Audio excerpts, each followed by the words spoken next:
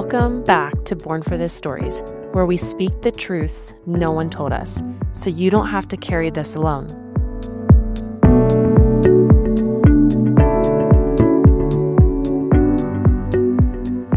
There is a moment in many parents' lives when the world shifts, often quietly and in the dim light of an ultrasound room.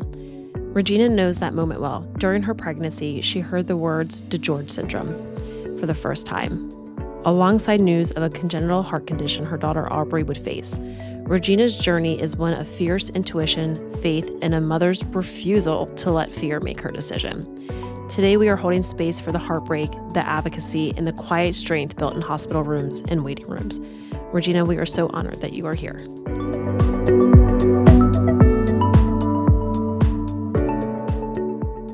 So my name is Regina, and I am a mom of two beautiful children. I have a husband that works mad crazy hours to support all of us. Yeah. So Tina is 13, and she is a healthy, wonderful teenager. I have a 4.5-year-old named Aubrey.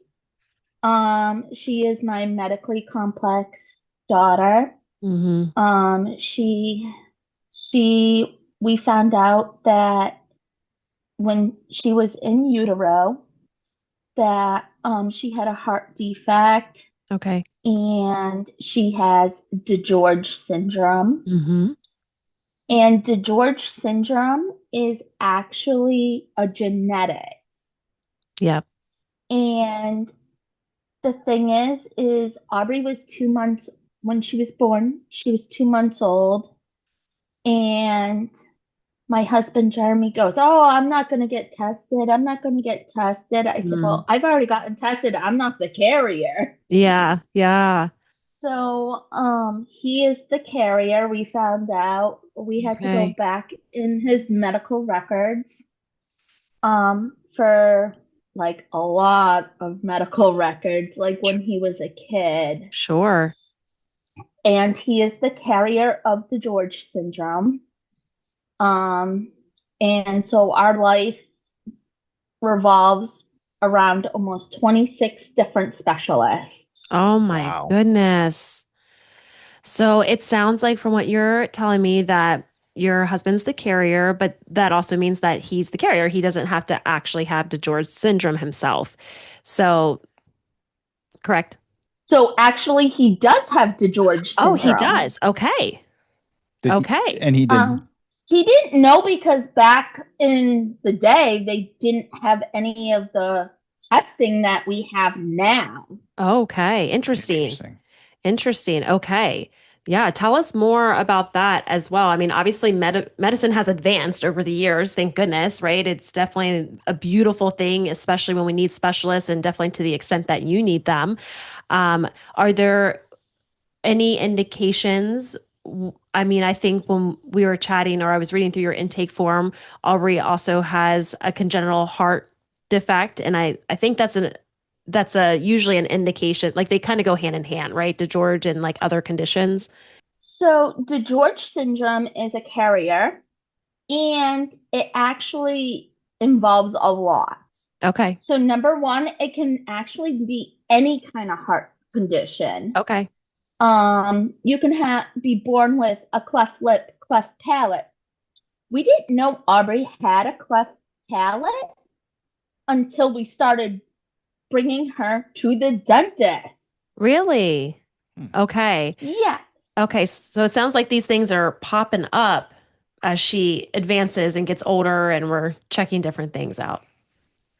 Yes. So with DeGeorge syndrome, you can also have delay in like all your milestones. Mm-hmm.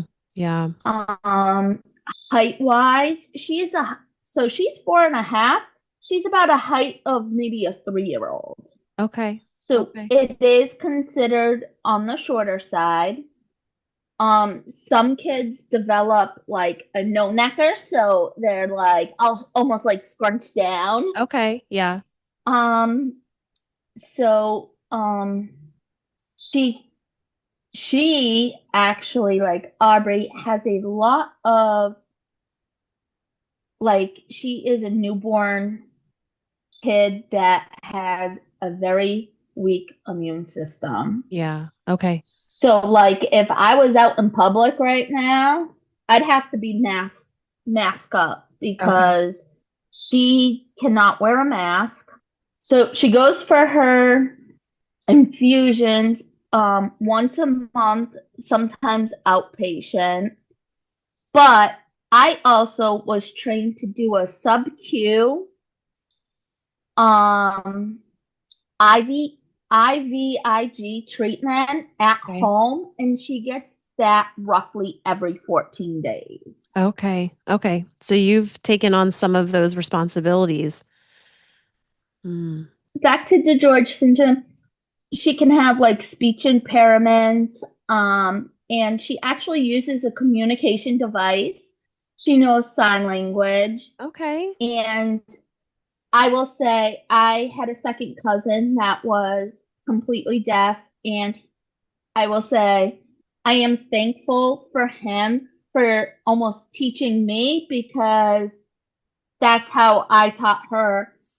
And for a 4-year-old, she knows more sign language than a normal 4-year-old. Yeah. Yeah. Oh, what a great way to be able to communicate with her too. And I'm sure get her thoughts out and what's going on and what she needs. Yes, so she's had several different surgeries, day surgeries. She was 6 months old when she had COVID. All the doctors go, kudos to you, mama, for driving her an hour and a half to a hospital on 5 liters of oxygen. Mm. And I didn't know she had COVID. I just was like, her heart rate's, not in her normal range. I Yeah. said, she's already on oxygen. And her oxygen, I was allowed to turn up her oxygen up to 3 liters. And when I got to the 3 liter mark, I was like, it's time to start heading to the big main hospital that she goes to Boston Children's Hospital. Mhm. And it was kind of during rush hour, so that's why it takes an hour and a half to Oh, get wow. there. Oh, that's such a long time Um, going through that. the doctors go, why didn't you call an ambulance? Because I've already gotten kicked out of a few of different hospitals around here because I was advocating for my daughter and they weren't listening to me. So I Mhm. got kicked out for 6 months. Can you share that with us? Like, how were you advocating for her where they didn't like that, I guess? So what was happening was I brought her to an urgent care, and they have these little kiosks to sign in, and it said to sit, and it said it was over an hour wait. Well, then I went to go look at and it turned into now it's 2 hour wait. And then she started declining. So I'm here banging on the door trying to get somebody to, come and help me. So I sit by the door and somebody comes out. Aubrey, I said, do you have a room ready? No, we're just doing triage. I was like, no, she's declining. Let's go. Let's get a room. Mm. They finally put her in a room. They called an ambulance, brought her to the hospital. That hospital, because I wasn't with the ambulance because I drove my own car, Mm-hmm. I had to go through security. Mm-hmm. And because I had her medical bag, and I had 4 pairs of medical scissors. They stole 2 pair of medical scissors from me. Oh my goodness. So then I was asking them if they could transfer her to Boston Children's. And they're like, oh no, we're going to get her admitted here. Had her on high flow nasal cannula with nitrous. And I saw her declining even more. And every person that walked in the room, I didn't care if it was a housekeeper, social worker, food. I was like, dude, somebody just, I need her transferred. Like, you need to help me I'm trying to advocate here, but nobody's listening to me. So she was there for 3 days, and I came verbally like abusive, saying, she's not stable enough where I could just sign her out and truck her to the other hospital. I said, this is why I'm advocating, because I want to make sure she's getting the care she needs. Yeah. And the next minute, there was security standing outside our door. And I was like, why this? I'm trying to advocate for my daughter. Like, you're almost letting her die here. Security told me I had to leave. And I said, no, I'm waiting until my husband. Now, think of it. Poor Jeremy was at work, and I had to call his big boss and say he needs to get out of work to come to the hospital now. Yeah. And his boss's voice was just like, I will have him call you when he punches out. He calls, and I said, you need to get up here because they're kicking me out, and I don't want her to be alone. Yeah, that's so scary. And so he got up there, and none of the doctors, only the nurse was available, and said, I need to talk to a doctor before my wife leaves. And security's like, come on, Regina, come on. We're leaving. He's here now. And I went, no, he wants to hear him on what he's going to tell the doctors before I leave. Doctor goes, okay, I will come back. And security goes, let's go. We're leaving now because the doctor's already gone. Literally had to walk me all the way to my car and watch me pull out of the parking lot. Wow. How old was your daughter? And my husband, she was 4 months old. Oh my gosh. Wow. Yeah. And by the time Boston Children's critical care team came to the hospital to pick her up, they put her on CPAP. By the time they got her to Boston Children's, she needed BiPAP. So what is that telling you? The hospital was not taking care of her correctly. Right. And I was trying to advocate. But I will say Boston Children's is one of the best hospitals out there because they have saved her life. Not just one, not just twice, not 3 times, 10 times. Oh my goodness. Wow. Incredible. Yeah. Yeah. Well, thankfully, you're close enough to Boston's Children's Hospital, but it definitely sounds like obviously in those urgent scenarios, you have to resort to the other ones, and it just doesn't seem like they have it together, unfortunately. And that's unfortunate because that affects your daughter's health and that affects you guys and it affects the whole ecosystem. Well, I'm definitely sorry you had to go through that. Hey, it's okay. At least we got through it. Yeah, 100% for sure. Are you comfortable giving us a rundown of, obviously Aubrey has an array of different specialists. Like who are we talking about? Like who's involved? What's going on? What's your day? What are your guys' day like now? So with 26 different specialists, we see a handful of them at least every quarter. There's a handful of them that we just see every 6 months. And then we have a very small group that's once a year or as needed. Okay. So, so how she had her first open heart surgery at 48 hours and 5 minutes old. That's when they were wheeling her right into those OR doors. Wow. I will say from delivery to 4 days old, we almost lost her at least 4 to 6 times. Oh my gosh. But I will say I was so prepared because during my pregnancy with her, I was a patient at Boston Children's. So they were doing the fetal echoes on her, and they were the ones that told me this is the good and the bad side depending on how delivery goes. Okay. Yes, it wasn't the way I expected, but I will say I was so glad that the cardiologist team prepared me. And yes, we went to the bad side of delivery, not planned delivery, not what I wanted, but I felt like I was more ready Okay. than going, what's going on? Why is my baby not here? Where are you taking my baby? But I will say, like, they tried to prepare the families.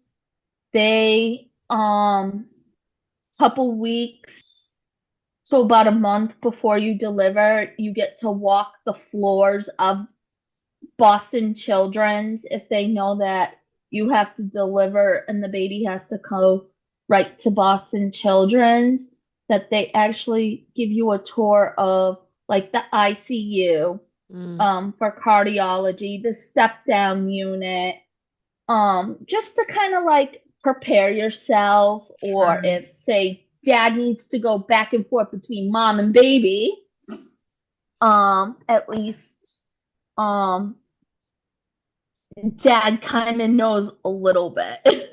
Yeah, it sounds like they're doing a good thing there. So she had that first surgery when she was just 48 hours old. And what has happened since then? So she has had really no surgeries until she was another about 10 months old. She had another open heart surgery because her pulmonary valve, um the one that they put in, was just big enough, but how she grows, that valve becomes loose. Mm. Um, and then we were noticing her oxygen levels were dropping. So then they did a heart cath, put some coils in there, tried their best, and was like, nope, I think it's time for another open heart surgery.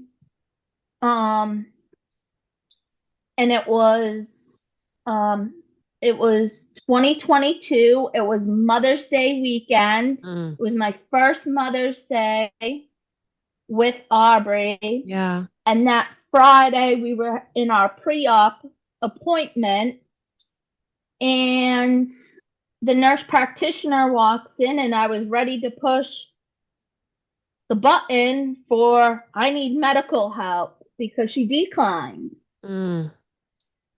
So we were in the hospital a little bit sooner than expected. But I got to spend my first Mother's Day with her. I will say I'm so glad that Child Life does cool little things for kiddos. So what they did was they took her footprint and made it into a bird that said Happy Mother's Day, Mom. Aw. So that was like and they laminated it, so I will have that forever. Yeah. Yeah. That's super nice that they did that.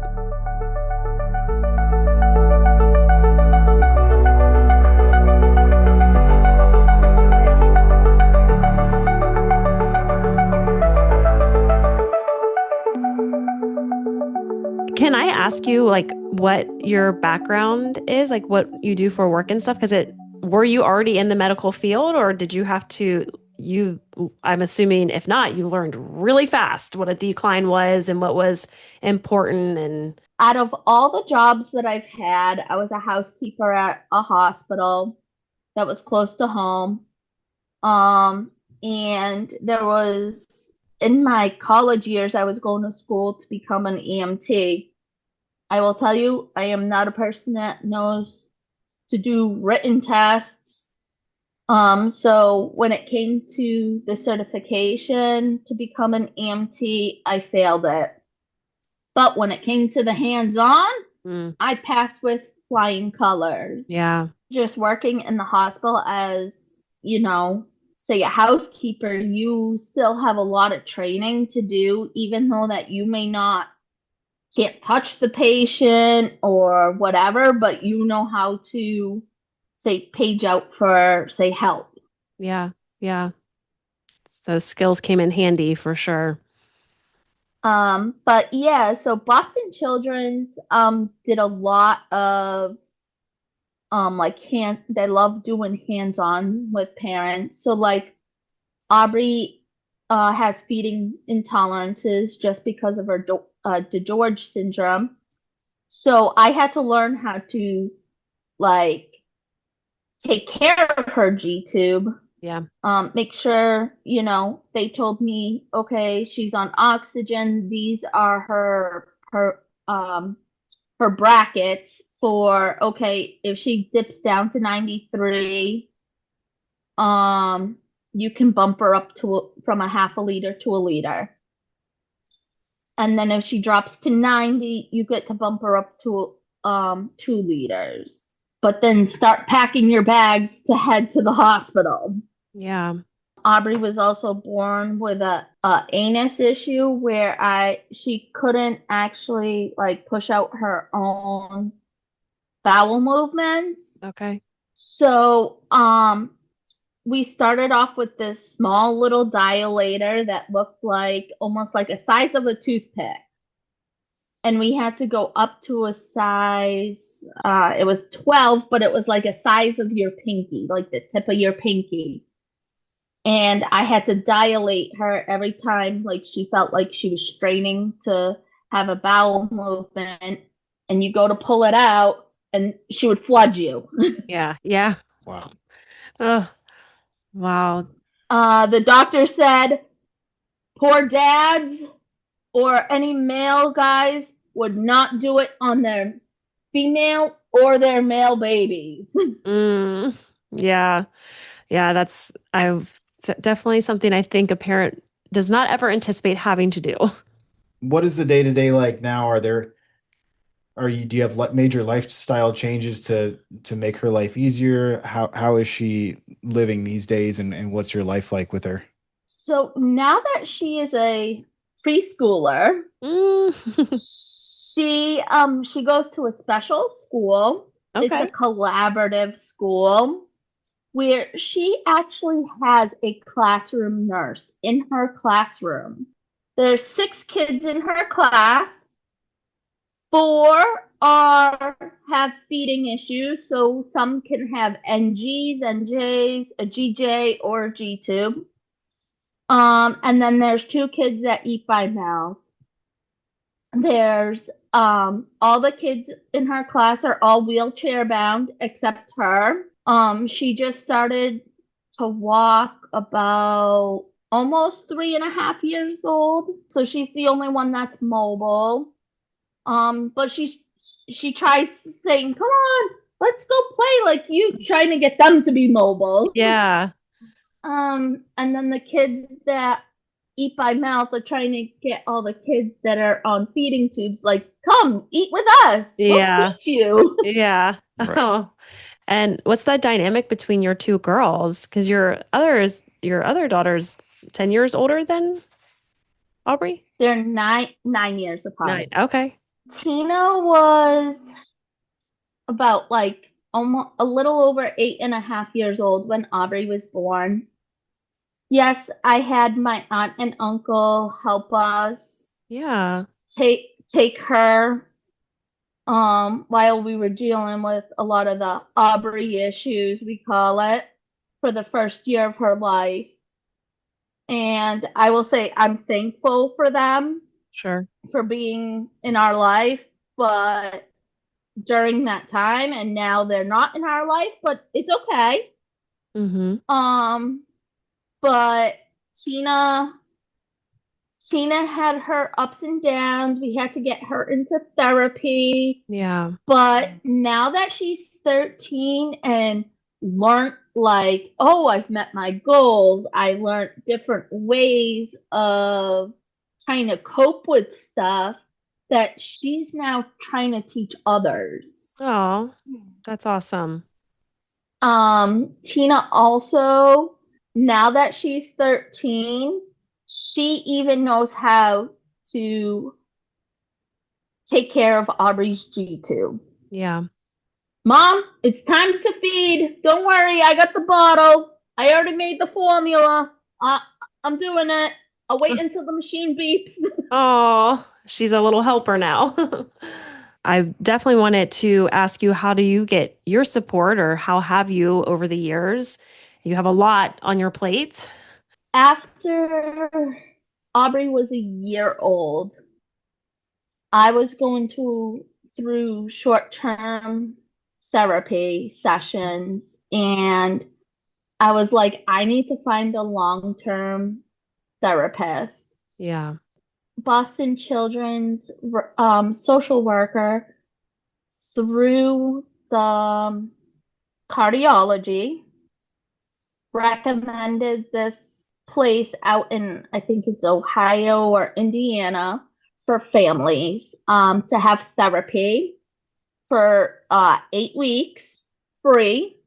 And then they also help you find, like, say, a long-term therapist. I will say my therapist, she is so awesome. There's weeks that we'll book for every week, and there's one week I'll be like, I have nothing really to talk about Yeah. except my schedule for the day, for the Yeah. week. Right. But she says it's good just to even talk about, things that are coming up or something, because she goes, one, I can, because I do it on Zoom with her. So she Okay. goes, one, I can see if you're emotional. I Yeah. can see if you're happy. I can see if you're down and see. And the therapist I see, I like having on Zoom, because if Aubrey's in the hospital for something and I really need a therapy session, I can be like, I'm gonna go see if I can go get a conference room for an hour so that I can go do my therapy appointment. Yeah. Yes, I have my privacy. But I'm not that far from Aubrey if something. For sure. And then when I'm in hospital setting, I do a lot of diamond painting. Okay. I don't even think I know what that is. Diamond painting is that you get like some type of picture or coasters with some type of design on it. Cool. And it's almost like color by paint, Okay. except it's little diamonds with different colors. So say that you were making a rainbow, Mm-hmm. and say red was 4. You would put all the 4, so it would be the red, all on that rainbow. Okay. And then you would do the next color. Yeah. Um, but I will say, to me, it's relaxing. It's If I have a lot of stress, I mean, I have a whole bunch of coasters around the house. Yeah. Gauge your Um, stress level by how many coasters we have made. Do you mind if I ask you what is the outlook on like Aubrey's future, and how does that look? What does it look like? we're planning on moving her from a collaborative school to a public school. Anytime between second to about middle school. That's our goal right now. But we're not pushing it too much because we're still in preschool. Yeah. Um, but like we just graduated from one of our specialists with her DeGeorge syndrome. Most of the specialists she sees is always going to be with her because how she has DeGeorge syndrome. Mm-hmm. Okay. So yeah, so they're going to age with her. She's going to be with them long term. Yes. Okay. Boston Children's Hospital actually has, like, especially in the cardiology department, they have, it's called the pediatric side, and then they call it the adult side. But Okay. if there's too many doctors that have too many kids as adults, They will Sure. branch off to the other hospitals that are attached to Boston. Well, they have bridges that Yeah. attach to the other hospitals. Okay. Got it. Do you have any support groups that you would recommend for other parents in the same type of scenario as you? Have you connected with any of those? Do you have anything you want to share with our listeners on ways to cope with maybe if their child has DeGeorge syndrome? We were in early intervention and we were in the medical group, and I did get to meet a mom and another child that has the George syndrome. Um, and I will say it is very rare to find another family with the George syndrome. Mm, There are plenty of the George syndrome groups on Facebook. okay. I'm on almost like 5 or 6 different Wow. groups. I'm on 3 different feeding groups on Hmm. Facebook. One is about like MJs, NGs, PEGs, G tubes, and GJs. There's another one that's just talks about feeding, and that includes kids with feeding tubes and kids that are just they eat by mouth, but say that mom or dad or guardian needs just that little extra support. Like, what helped you? I'm on a whole bunch of different heart conditions. I've also done a class right on Zoom. It's like a 12-week course. I was supposed to pay for it, but because I was already in one group, they paid for my tuition. Oh, wow. And it was talking about a lot of write your gratitudes down, then your coping skills. Yeah. You write your coping skills down on once, but you don't look at it until the 12th week again. Yeah. And every week you write down your gratitudes. Oh, I love that. So, how has going through all of this changed you as a mom in general? Obviously, you had your first experience with a child that, everything went to plan. This didn't obviously go to plan, but it's changed your trajectory. How has that shaped you in your life? It was hard at first, Hmm. and I feel like it gets easier and easier by the year. Yeah. Now that she's in preschool, it's like she gets, PT, OT, and speech at school, but then we also go outpatient, but it's like now like once a month, then going every week. Sure. Sure. Yeah. Life becomes somehow more manageable and all the chaos that has been. Is there anything else you want to leave with our listeners? Is there a way that we can support you? Is there a group or a page that you want us to shout out and recommend? Aubrey has her own Facebook page. It's a Okay. private group.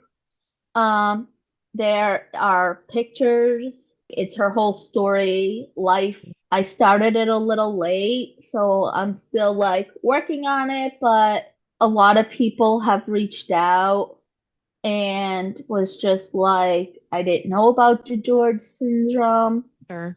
And like, I have pictures of her like right after open heart surgeries. Mm, And I get questions like there's one picture that they couldn't close her chest, so yeah. there was like a green cloth, and Mhm. a friend of mine told me to make sure to take photos.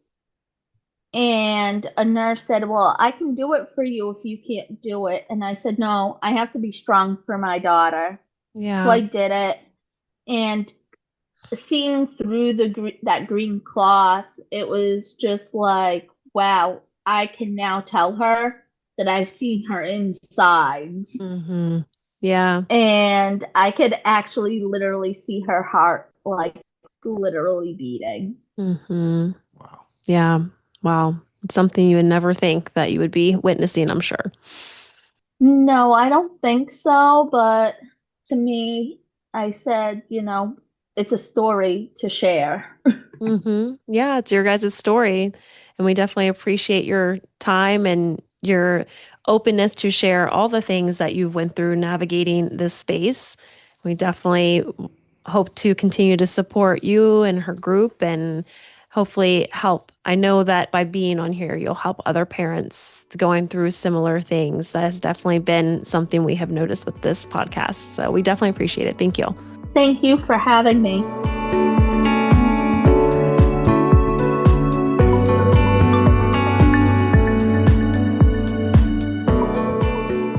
Regina, thank you for your courage and for trusting us with such a sacred part of your life.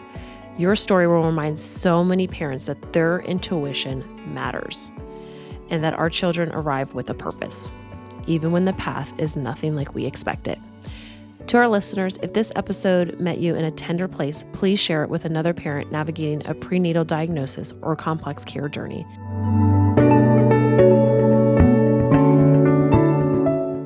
If this episode resonated with you, we'd love for you to take one simple step. Share it with a friend, another parent, or a caregiver who might need to know they are not alone in this journey. Make sure you are subscribed so you will never miss an episode. We release new stories every Monday. And if you're looking for more connection, resources, or ways to share your own story, come join us on Instagram at Born for This Stories, or visit our website at bornforthisstories.com. Remember, whatever part of the journey you're in, the waiting room, the recovery, or the in-between, you do not have to carry it alone. We see you, we stand with you, and never forget, you were born for this.